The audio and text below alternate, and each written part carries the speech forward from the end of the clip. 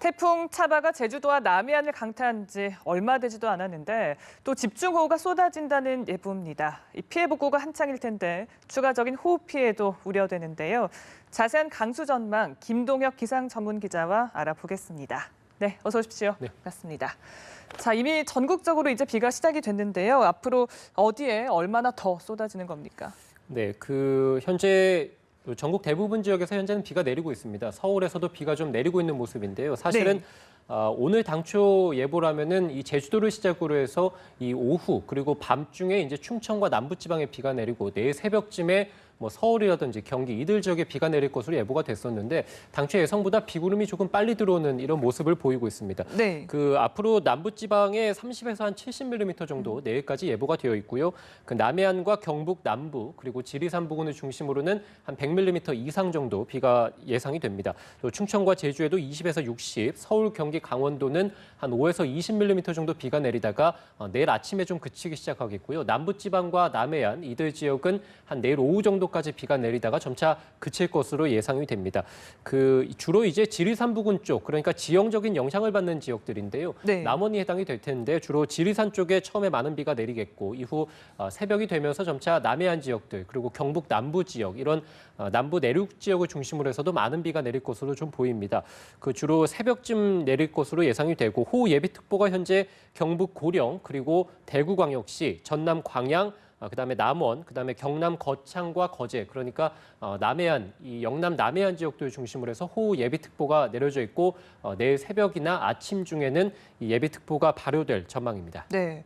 태풍 차바가 지나간 지 이제 얼마 되지 않았는데 또 한 번 이렇게 큰 비 소식이 있어서 걱정인데요. 네. 고비 시점은 언제로 보면 될까요? 우선 이번 태풍 차바도 마찬가지였습니다는 이 고비 시점이 주로 제주도 같은 경우가 이제 새벽부터 아침까지였고 이 남해안 지역들이 이제 오전 중이었습니다. 아무래도 만조 시각하고 좀 겹치면서 오전 중에 이제 남해안 지역을 중심해서 피해가 상당히 컸고 침수 피해가 특히 컸는데 네. 이번 같은 경우는 조금 더 빠릅니다. 그래서 오늘 한 밤 늦게 정도부터 해서 내일 한 오전 중까지가 피해가 이제 가장 우려가 되는 이런 고비 시점이 될 것으로 예상이 되고 특히 이번에 태풍 차바로 인해서 피해를 입었던 지역들이죠. 남해안 지역들, 울산이라든지 창원, 또 부산 지역, 제주 지역 이런 곳들이 새벽 중에 상당히 강한 비가 집중될 가능성이 있습니다. 시간당 네. 한 30mm 정도 되는 상당히 강한 비입니다.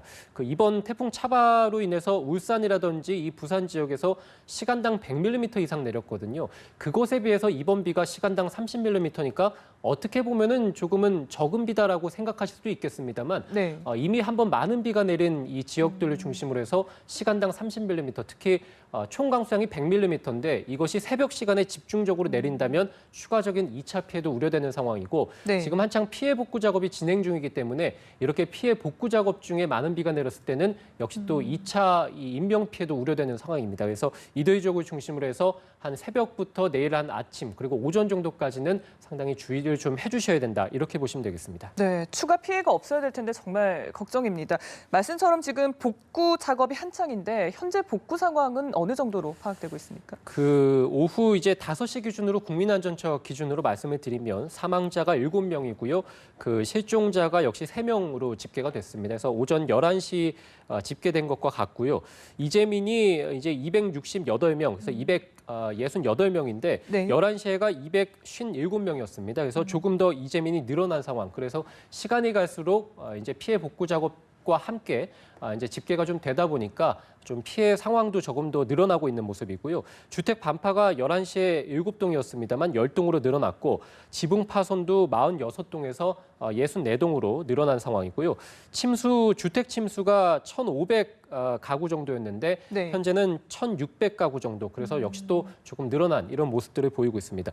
농경지 피해가 13,000헥타르 정도입니다. 우리가 1헥타르 정도가 축구장 잔디밭 면적 정도로 보시면 되거든요. 네. 100m 바이 100m 정도인데 13,000헥타르니까 축구장의 13,000개 정도에 해당되는 상당히 넓은 범위에서의 농경지 피해가 있었다 보시면 되겠고 비닐하우스가 11시 기준으로 460동 정도였다가 현재 960동, 그래서 2배 정도 이 피해 집계가 더 됐다 이렇게 보시면 되겠고요. 차량 침수가 상당히 많이 일어났었죠. 네. 차량 침수가 11시에 2,100건이었다가 현재 2,400건, 그래서 더 늘어난 이런 모습입니다. 그래서 정전 피해 같은 경우는 이제 복구율이 거의 다 끝났습니다만 아무튼 이제 좀 복구와 함께 피해 집계가 점점 더 되면서 조금 더 늘어나고 있는 이런 상황입니다. 네. 이번 태풍 차바를 두고 저희가 좀 이례적인 시월 태풍이다 이런 말씀 드렸고요. 올해 유독 이례적이다라는 단어를 많이 사용하게 되는데 네. 이것도 기후변화의 일종이다 이렇게 보면 될까요?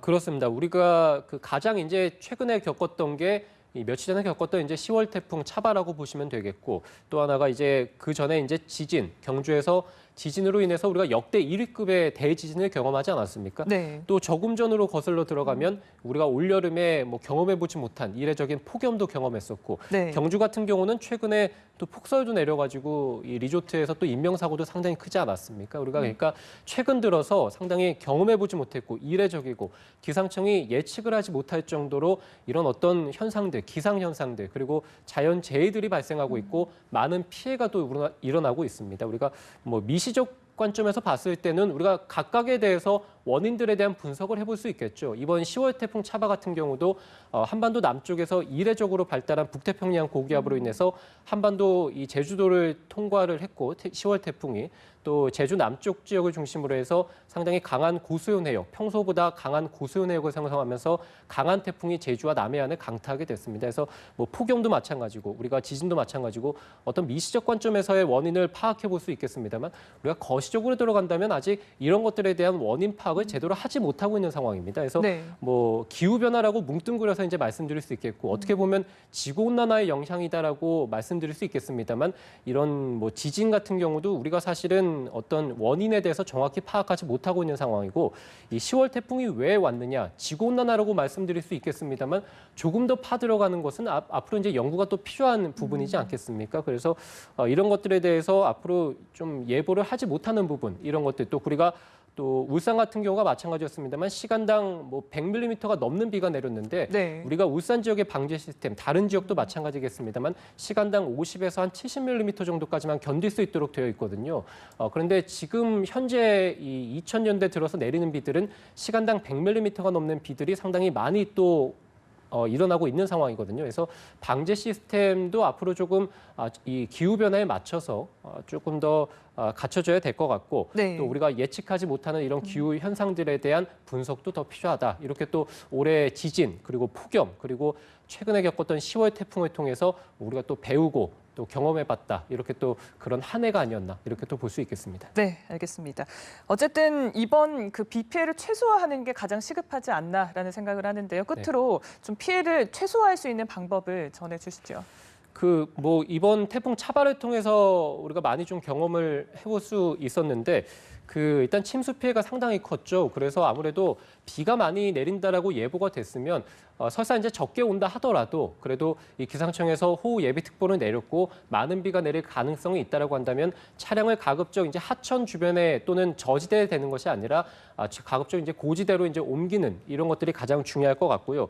마찬가지로 시민분들께서도 기상청에서 많은 비가 온다, 강한 비가 온다라고 예보가 됐기 때문에 가급적이면 외출을 자제해 주시는 게 중요하겠고 내가 사는 지역에 침수 피해가 과거에 어느 지역들에서 일어났는지 그리고 어느 지역에서 예상이 되는지를 미리 좀 구청이라든지 이런 데를 통해서 아시고 어느 곳으로 대피를 하는 게 좋을지도 미리 좀 파악을 해주시는 게 좋겠죠. 이런 네. 것들을 좀 아무래도 미리 좀 아시는 게 좋을 것 같고 만약에 운전 중이시라면은 지하차도 이런 것들을 건너지 않는 것. 이번 같은 경우도 강한 비가 내렸기 때문에 지하차도에 갑자기 물이 좀 불어나면서 급류에 휩쓸리는 이런 분들도 상당히 좀 피해가 좀 잦았는데 네. 이런 태풍 차바를 통해서 겪었던 피해들이 이번 밤새 또 나타날 수 있기 때문에 반드시 태풍 차바를 통해서 나타났던 피해들을 한번 좀 되새겨 보시고 또 재난 방송도 좀 청취를 자주 해주시면서 피해가 아무쪼록 좀 없도록 밤새 좀 대비를 좀 잘 해주시는 게 좋겠습니다. 네, 알겠습니다. 오늘 말씀 여기까지 듣겠습니다. 김동혁 기상 전문 기자와 얘기 나눴습니다. 고맙습니다.